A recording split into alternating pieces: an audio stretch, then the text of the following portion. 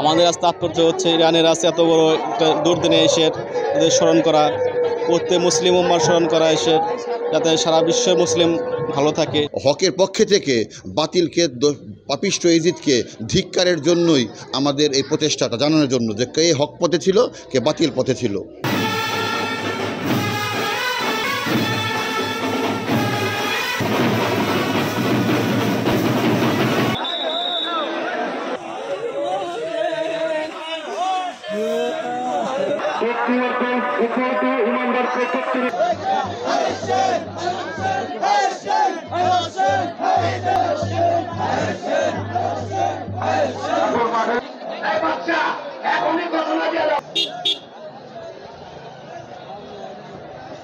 নম্বর সামনের রাস্তায়